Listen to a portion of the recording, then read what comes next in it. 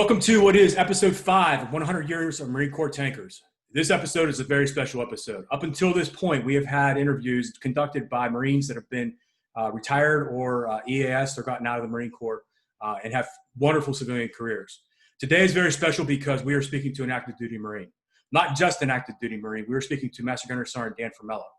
MGySgt Formella is the tanker that Marine Corps tankers will call when they have questions about master gunnery stuff, about fire control systems, about weapon systems. He is a living encyclopedia when it comes to tech knowledge. So with that opening, brother, I'll say hello to you. Hello, sir. Great to see you, Joe. Yeah, you too, buddy. All right, so I'm going to run through your bio. You went to recruit training in San Diego in 1997, and then went to MCT in Camp Pendleton in 98. And then, of course, you went to Fort Knox, all good tankers. No, I'm just joking. We went to Fort Knox in 98. And then 1812, you assumed the tank crewman MOS, and then went out to 29 Palms, where you served from 98 to 2001. And then you went back to Fort Knox as a tank crewman instructor from 01 to 04, which is where our paths first crossed. And then you were the platoon master gunnery sergeant out of 29 Palms from 2004 to 2008. During that time, in 2006, you served a combat deployment and a hell of a combat deployment to OIF in support of the Haditha mission. And I'm sure we'll cover that in a moment. You were the training chief for I&I duty and also served as a temporary platoon commander for Bravo Company 4 tanks in Yakima. And our master gunner instructor again at Fort Benning from 2012 to 2015. Coming back to 29 Palms, you served as the tank leader and the S4 chief, which is no small billets in and of themselves. And you served there from 2015 to 2019. And then you arrived at your current duty station, which is Camp Lejeune, in 2019, where you're currently serving as the operations chief. So with that, that's a hell of a career, man, and one to be very proud of. And for the civilians that are watching this that may not know, Master Gunnery Sergeant is the pinnacle of the rank structure for an enlisted Marine in the Marine Corps. It's as high as you can get. There is no E10 rank. He has achieved the highest rank you can achieve as an enlisted Marine and started from recruit training. So that is just phenomenal in and of itself. For sure. All right. Absolutely, man. So, hey, what's the first thing you think of when you think of the Marine, when you think of the word tanker? Tanker, I mean, it goes with the Marine. You're talking about someone that's loyal, creative, hardworking, and it's, they're dedicated. Being, inside a tank, look at your background, perfect example. You're stuck in there with the, 3 guys, one in the hole, the driver, on a mission or out of gunner. You get to really know your Marines. And it's something special, it's the memories I have are those who I served with, not of what I've accomplished. It's what I did with everybody else that really stand out, and it all started with my first tank crew in 1998. Got lucky enough to go straight out on MU and had a young tank commander, Corporal Bull, still like a father figure. I'm still scared of that man today. And then my gunner was a demoted corporal, Lance Corporal O'Neill, but he really took me under the wing. And he still jokes to me this day, like, hey, I'm going to quiz you. He always had his green book and he was quizzing me on things. But yeah, they really set the standard right from the get-go, just what a tank crew was. And then be able to go out and shoot hot shot with those guys. So a corporal tank commander and the rest of the crew, a Lance Corporal, shoot a 989 out of 1,000. What a way to start a career, it's part of the family, really, That crew was part of what really created the Marine Corps brotherhood of tankers, And then every tank crew or every tanker has their home company they started with. And for me, it was Charlie Company. Mm-hmm. And that brotherhood there, I'm so blessed that I got to do it all 3 times with Charlie, all the way up from Lance Corporal to Master Sergeant when I finished out as their tank leader. Just what an honor. That's a tanker, dusty, crusty, hardworking, just their creative ways when the tank breaks. A lot of stuff's not in the manual. Not at all. Not at all. You just, that's how you learn from the experience from the NCOs. That set that foundation for me. No, that's a great answer. Yeah, you had a very tough go recently with Charlie Company folding up the guidon. And obviously that's the purpose for this channel is to be able to honor all those that came before us.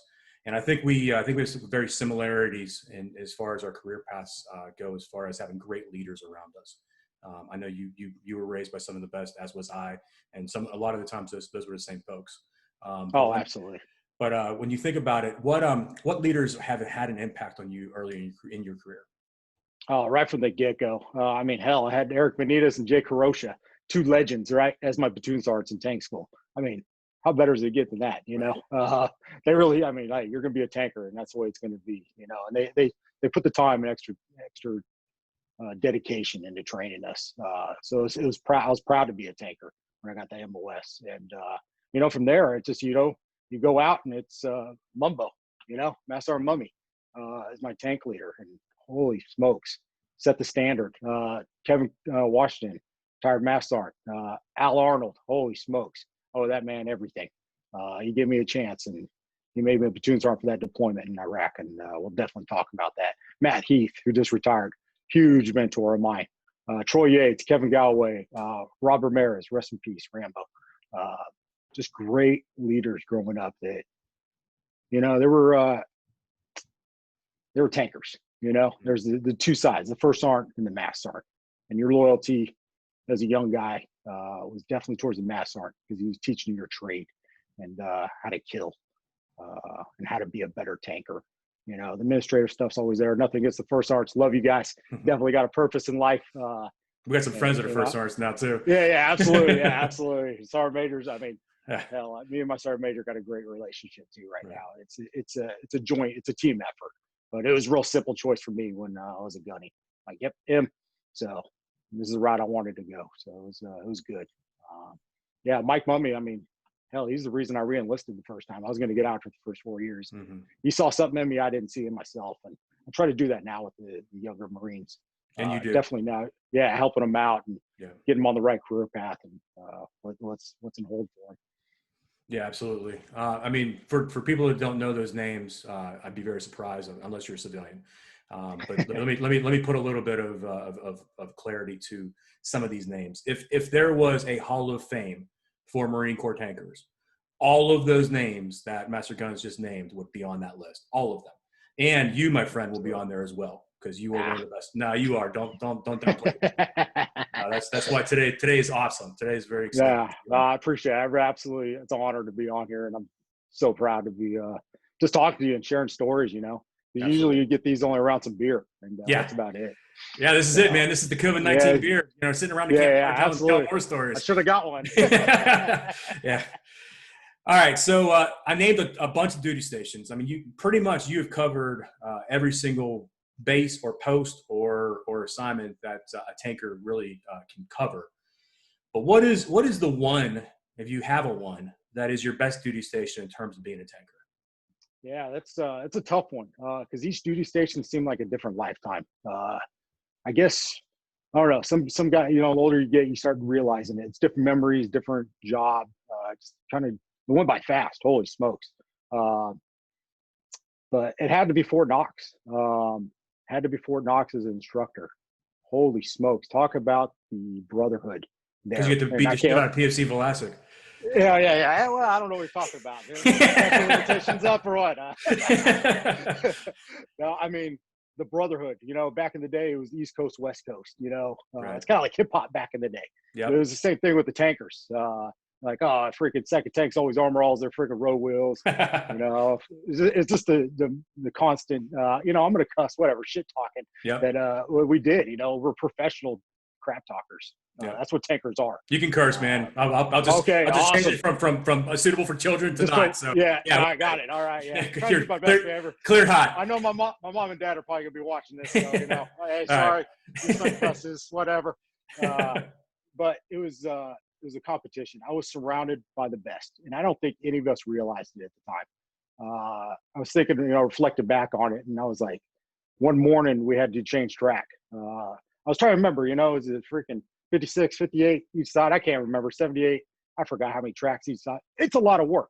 Whoever's done track work. We did both sides. The East Coast, West Coast. I really don't remember who won. We're just having fun though. Mm-hmm. And we did both sides of that track, just instructors, in about 2 hours. And that was impressive. I was like, holy smokes, I am surrounded by the best. And true professionals, masters of their trade. I mean, Captain Rush was the CEO back then. Obviously, with Chris Jules, we had talked about 9/11. I was there. It was just immediately I left First Tanks in August of 2001. Mm-hmm. I checked in there, and yeah, it happened. And I was like, man, I'm gonna miss the war. And I get to see all my buddies from the old Charlie Company go. Mm-hmm. And but we did our best and trained them. But I mean, some of the guys, Big Rick Layton, retired Mass Sergeant. Chris Jules, retired Gunnery Sergeant. Sam Heidi, retired First Sergeant. Steve Sigavos, retired Mass Sergeant. Tim Duvall, retired Mass Sergeant. Jason Pitsley, Shane Freeman, J.D. Martin, retired Sergeant Major. Chris Willenbecker, Myron Tapio, Brandon Rogers, Mark Salza, Sam Swain, Ryan Hillard. That was the group I was with. Yep. I mean, holy smokes! If we knew back then, in 2001 to 2004, what we would do, Yep. it is wow. That just looking back on it. The best part, too, we were tight with our counterparts in the 2146 side. We all got together. It was a giant family out there. Mm-hmm. Still single at the time. And I was just showed up to people's houses and people cooked, their wives cooked me dinner. It was part of it. It was a big team. And I'll use the word family, man. I'll use the word family. Yeah. It's family. Absolutely family. And I'm still tight with those guys today. Yep. We still call a lot of texts, definitely talking crap to each other still. So Absolutely. it's good. Yeah, they taught me how to do that. Yeah, I mean, the funniest story is, that's where I met Tapio. And I mean, everybody knows Tapio are friggin' best of friends. Mm-hmm. And that's where we made the pact. You guys would chase each other on every single rank from freaking oh yeah, absolutely. 89. So yeah, absolutely. He was the East Coast guy, West Coast guy, and right. That's where we met and just formed that bond. And that's where we, shook hands years ago. We're like, man, we're both going to freaking do it. We're both going to make it E9. And yep. I was beyond excited for him when he got it. So it's just been a great ride and surrounded by those professionals. Later on we got Travis Warner and Larry Saxman, Lee Hahn, Ducassi, more heavy hitters. Saxman was my TCI at tank school. Was he? Yeah. Larry B. I hope you're watching, Larry. Give me a call, man. I mean, Chris Jules, and I told him, we were talking to Charlie Company trying, I'm like, I'm going to get you, watch. Mm-hmm. So he didn't realize it. I went to, Master Gunner School, he said, absolutely hardest school I ever did too. Yeah, I went to the wall. I thought it was like any other Army school, or Marine Corps school. You're like, oh, you're going to pass regardless. Oh, no, not Master Gunner School. Mm-hmm. So I went to the wall immediately on test block 1, and he was the only one that came over and checked on me in the morning. And that I don't think I ever told him, Chris, I appreciate it, brother. You have no idea what that did for me. And I never went back to the wall after that because I was scared for my career. But so our junior tankers, they'll never know what the wall is. Can you kind of just, 30 seconds or less, give us a rundown of what that means? Yeah, absolutely. So Master Gunner School, everything hands-on, 100%, all written test, 10 questions. It's not filling the bubble, 90% on those. If you fail, you get 3 attempts. Well, the third attempt is called going to the wall. You take the second test the same day. If you fail it, you go back home and you study. You cram all night. You don't sleep. You're a wreck, and you're coming in to take that thing at 06 the next morning. Absolutely nerve-wracking. And it's not easy material. You're studying chapters upon chapters. It's absolutely harder than college, I believe. So it's most rewarding billet I've ever held. Very proud. It was an absolute honor to go back and be the Master Gunner instructor, and loved it. So what's an insider's view of it? I mean, let me start this question over. So like I had mentioned when we opened this, you are living this right now. The divestment of armor in the Marine Corps, you personally firsthand are living this. You are responsible for all of the actions at Second Tanks right now, and all of them, personnel, equipment, financial side of the house, everything, the entire divestment. So, the purpose for this channel is really to get these messages out and these stories out. And, for the Marines, the junior Marines, when they look back at this, obviously it's going to be very difficult for them, but I'm not quite sure how they're going to review, this information in particular, this channel for one. In my heart, I hope that it's going to be an opportunity for them to hold is something proud because they've been there, done that. You know, I talked to Staff Sergeant O'Day. He's actually going to come on here in a couple of interviews. Yeah, And, awesome. And one of the things that he had said to me that I never really thought about, obviously the Civvy interview, you know, he called out O'Day and you know, laid down the gauntlet. So he ended up calling me back and he's like, hey, I got to defend myself. I'm like, yeah, man, of course. He's like, hey, but I will tell you something. He goes, one thing that this channel has done is that it has caused phone calls to be had between tankers that I haven't spoken to for probably 2 years. He's like, so, you know, and that's a third and fourth order effect I didn't even consider. Right. I didn't consider much when I was doing this. You know what I mean, man? I fly by the seat of my pants. Oh, yeah. but you know, for the junior Marines, hopefully, you know, going back and look at these videos, it would spur that. But I've seen the ceremonies, and I've seen those tanks get on those railheads, and for me, it was like watching a funeral. I mean, it had a very similar effect. That here's an entire community. Here's our family. Here's our brotherhood. You know, it's not just the vehicles; it's everything they represent. Oh, yeah. You know, I can't even imagine what it is for somebody like yourself who is doing that right now. I mean, today you were divesting of tanks. What's an insider's view of the divestment of USMC Armor? It hurts. I'll just start with that. It hurts. I think you almost made me cry there just thinking about it. I've been trying to hold it together all week. Obviously, with Charlie Company deactivation last week, that hurt. That hurt. And then immediately getting the word that we're loading the tanks on rail and they're getting shipped off. I cannot be prouder of the professionalism of the Marines of this battalion right now. I mean, they got all the train cars loaded, and we finished scraping on day 3 today. Impressive, like including Fox Company 4 tanks, so 54 tanks. Absolutely amazing. And you know, good old North Carolina weather. It's been nice and humid out here. The boys have just remained professional. It's been a challenge. You know, not a lot of guidance at first on the manpower side. You know, hey, word's coming out, tank town's rolling away. Roger that. You know, that it is what it is. You know, you just swallow your pride. You have a drink when you go home, and all right, let's move on. Regardless, we're still taking care of Marines. That's what we need to do, and that's pretty much what I turn my focus on. We're not doing operations, so I just turn into a more human resources type role. But every Marine leader is doing the same. So we got to divest them. It's not a fun task. You know, having to, you know, all the guys, yes, everybody. Yes, I'm the 2nd Tank Battalion, you know, Facebook guy too. So posting those pictures and reviewing comments and not easy. It hurts, but like this channel, we have to remember and share this stuff. For everybody who came before, hell, even the guys that just graduated tank school, they're still part of the brotherhood. Absolutely. And, taking care of them and finding them a new job is critical. That's the number one question I get asked a lot. Like, what happened to the Marines? Well, they got some options. They can either lap move for the young guys. They're going to go ahead and get select MOS reclassification for the younger ones. Every staff and CO will make it to retirement. That's been promised. And then if a guy wants to get out, they can get out. But we're helping them out, making them better by, you know, getting to skill bridge, and we're bringing a lot of stuff in house due to COVID because those TRS is shut down still. Right. All right, so transition ready at Semar. I got you. You know I was coming at it. Yeah, absolutely. So I took my notes. Yeah, taking care of Marines is my goal. It's really the goal of everyone. Myself, First Tanks, Master Guns Herrera out there, 4 tanks, Master Guns Tapio, and then obviously PP&O with Master Guns Rivera, and then Master Guns Sanchez kind of being the overwatch of it. We're talking a lot with the monitor, and that's it. I mean, I'm taking care of the Marines now. The tanks are gone, so let's go, guys. Let's go. It's time to move on and keep moving out as Marines. Yeah.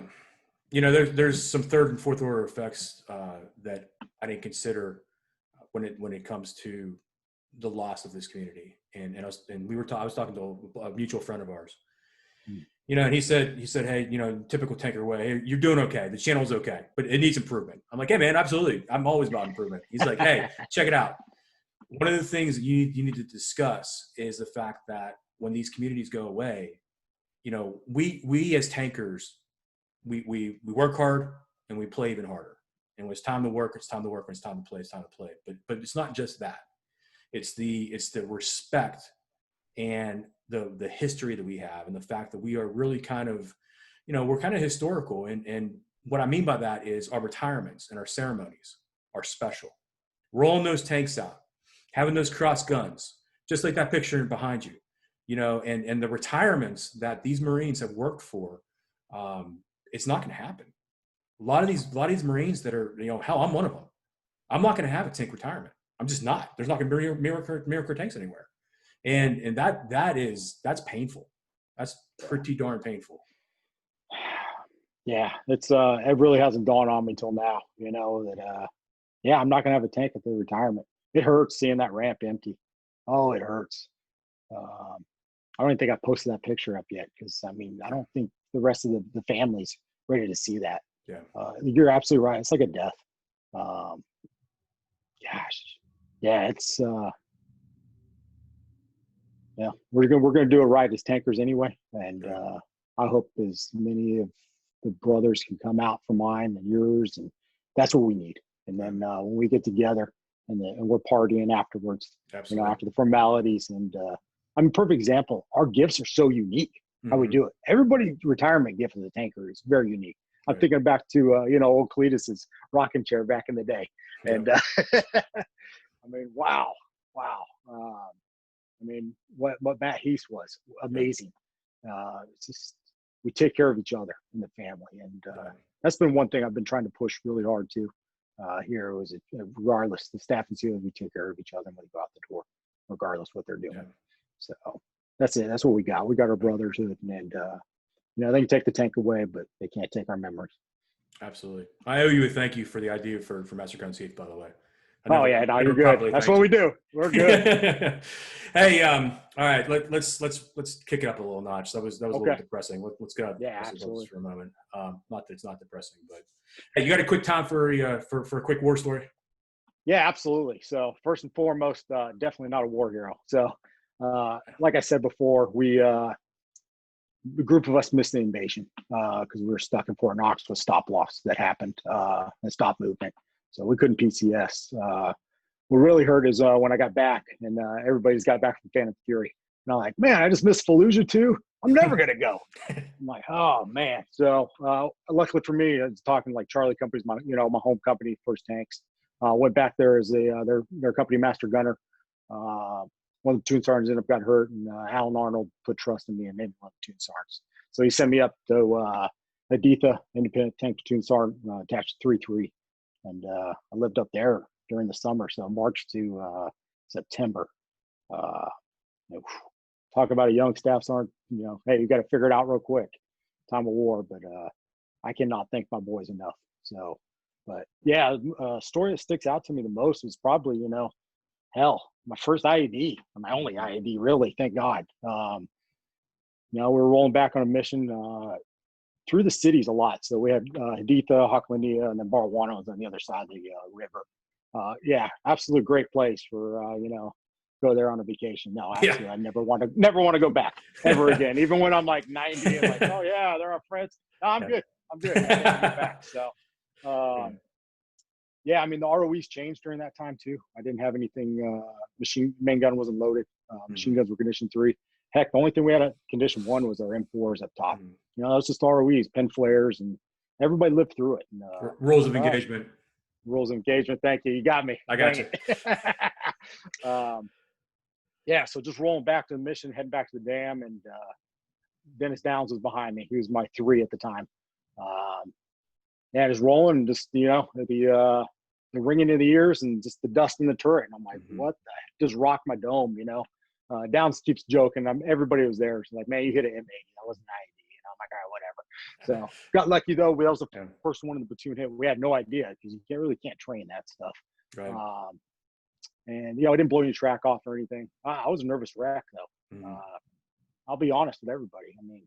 I was a nervous wreck. I've had a hard time calling that report in, and got through it though. My crew freaking did well. Got me through it. We did together as a family. Blaine Dago was my driver. Troy Stump, my gunner, and Taylor. Doug Taylor was my loader. He was actually in 2146. So those boys, I spent the whole time with them. Got to know them really, really well. Something that stands out after that, besides that, is I had Lieutenant Salace was the platoon commander. Chucky Spells was my 2, and then Dennis Downs my 3. But me and Downs were rolling out. We were doing we're cordoning off the island. They were going to clear it out. So we're in the palm groves. Supposed to have infantry support. We rolled around in the freaking city a lot without infantry support, which was a big, bad no-no. But we did it anyway because we support the infantry. I mean, that's our job. That's what we're there for. And remember, we sat in our freaking overwatch position in the palm groves. I can't even see Downs. He's on the other side of the road. And we shut down. It's a hot day already. I think it was 7, and there was already 100 out. Like, oh man, it's gonna be a hot day. 120. Tuck down, yeah, easily. And we're just going through water, cyclic rate, keeping our head low because I mean, still sniper threat. And shut down. Everything's going fine. Grunts come walking. They're going across the island. Next thing I know, can't really train this either. RPGs are loud. Yeah, really, really loud. So heard the swish of it. Immediately fired up. Wasn't fired at us. Downs actually had his back end to the main street. That thing went up and over his head, thank God. Otherwise, if it would hit the engine, I mean, who knows? Luckily, the guy missed. Immediately fired up over there, and we're pretty much high alert all day. I think it got up to 130, hottest ever been in my life.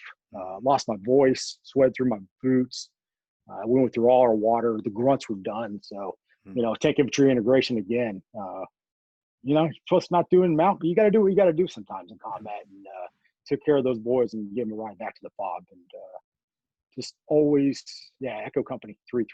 Those boys, they did everything. They loved us, and I did everything I can for them. But that was, it was crazy. Fuck that place. I don't want to go back. Yeah, for sure. Go back. I appreciate you sharing that, man. Oh yeah, absolutely. So, I came back from that, and got lucky enough and got to go on another view. So, took Shannon Philly's platoon from him. Really, Dennis Downs came along with me as my 2 now, and then we ended up going back up to I and I duty together. He was the master gunner, and then Al Arnold was like, "Nope, you guys are done." So we had spent like 8 years together. So it was a good time. Take her marriage. Oh yeah, absolutely. Yeah. All right, so I told you I wasn't gonna do this, but I'm gonna do it anyway. I'm gonna embarrass you a little bit because I've known you for a long time, and I've worked with you, and I've worked around you, and how I've worked for you. Your time management and your ability to get stuff done is just phenomenal. I don't know. You have 28-hour days. Clearly, you have 28-hour days. And what I mean by that is every single task, no matter how small or big, that you are given, I have never, ever, ever, and as long as I've known you, ever seen you do not 100%, 110%. And sometimes it's not even for you. Sometimes the battalion that you're working for, you, and a perfect example of this are those tank pups when I was at the MEF, and the things that the information you put together, and I'm telling you, you have a 28-hour day, man. I don't know how you do it.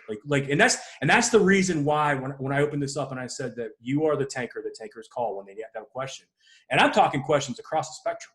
Hell, if I had a question about building a table, I'd call you up and say, "Hey, man, I got a question about." Actually, I might call Brew on that one, but you know what I mean. So anyway, no, I mean for real, like you are the epitome of a absolute professional in arms, somebody that has taken your career very serious, and never once have you ever tried to accept any type of accolade or anything. And you, my friend, are absolutely deserving of that. And it's been an absolute honor being able to work around you and see, just who you are, who Dan Formella is, who Daniel is. And man, it's incredible. It's incredible. Wow. Now I don't know what to say. Yeah, I have no idea what to say. So, I mean, the foundation was set when I was a young guy. That's just me. I mean, just be a good dude, let's see. Care about your job. I mean, because it's going to keep you alive, obviously, right? So we might want to know everything about it. And that's what I do every day. Especially now, filling this senior enlisted role. Am I the typical master guns? No. Do I love the Marines? Do I take care of them? Fuck yeah. That's what matters to me. Time management, a little bit tougher now. A lot of meetings nowadays. but it is what it is. But no, it's just who I am. That's how I was raised, you know. And if I can work hard, I mean, no matter what, to the Marines, everybody, anybody watching this, I mean, it's just life. Care about what you're doing. That's all you got to do. It's not, there's no rocket science to this. Work hard and you get the rewards, you know. I don't care about the medals or ribbons, you know. It doesn't mean anything. What can you do for me now? You know, that's what it's about. And, no, I appreciate those words. That's wow. A kid from the heart, man. I mean that. No, I know it did. Yeah, and I don't even know what to say. But thank you. Yeah. It's because of everyone else, because of the brotherhood. I've been successful. That's really what it is. I can't take the credit. Everybody else has made me successful. So there's some truth to that, man. But you are a special one for sure. Yeah. I'll stop embarrassing you there. I told you. No. Hey, if you got questions, don't ask me. You know, I'll answer them, or I'll get you the answer. Yeah. So you mentioned the Marines working around you, and we touched on them a little bit. And I think that the last, you know, in closing of this interview, and kind of having you give your opportunity to speak directly to those junior Marines, your Marines, not just your Marines, but First Marines, but they're all your Marines. I mean, you're an E9 Master Gunnery Sergeant. You know, they're all your Marines. So what if you want to do a closing? I'll pass the mic over to you for a moment. You know, I'm sure you got something to say to those guys and doing gals in particular. Yeah, absolutely. We're in this together. Like I said before, I don't care if you've been a tanker 20 minutes or you've been doing it for 30. This affects all of us. Enjoy the time with your brothers. I think I posted it up the other day. Let's call each other. Let's share these stories. Let's do these. So this is not forgotten. We truly care about everyone and taking care of them. Just because our equipment's going away, our brotherhood's not. It will never die. And our stories will continue through our kids until tanks come back. You know, they might come back. I hope so. Yeah. But it's all right to be angry. It's all right to be angry, guys. Everyone's angry. Yep. It's just the state of emotions, you know. But what I ask is nobody goes dark. Okay, what I mean by that is just, you know, if you're having a hard time dealing with this, and some are, call a brother. We're Absolutely. Here. And I guarantee it. The brotherhood, the band of brothers, you know, known by few, Marine Corps tanker, proud and true. Select few, and everybody's got, you know, the 5 on their hand. They can call, and somebody will be there immediately. So that's the great thing about our community, and I'm just blessed to be a part of it. So, no, man, I appreciate that. Yeah. The last thing I got though is everybody watching, hit the subscribe button. You're stealing my line, man. This is a great thing. I just want to double tap it, you know, get some energy. This is me, you know. And if I'm down, you guys bring me up, and I try to give the energy back 100%. And it was an absolute honor. I'm glad I got to do this. It's my honor, man. Believe me. I can't wait till it's posted. And I mean, you might have cut this stuff, but here, I'll wait till the end. Yeah. So, all right. Once again, thank you for doing this. As I opened this and mentioned during, you are living this right now. You are in the trenches right now. You are actually doing this, and I appreciate what you're doing. And I know the Marines do. And when you talk to the Marines, please tell them this old crusty major, some dude, sends his best. And, Absolutely. You know, I grew up at Second Tanks. Second Tanks is very special to me, and it will always be very special to me. Yeah. And it's tough, man. It's tough. Yeah. But like you said, we're all in this together. Please come on this show. Please get a hold of me. I got folks doing that. I need more, please. You know, because that's what's going to make this successful. And subscribing, like Dano said. Yeah. Hit the subscribe button, hit the bell. Yeah. Do your thing. No, it's been an honor. With that, thank you for your time. Very much appreciated. Absolutely. And thank you. We're up. All right.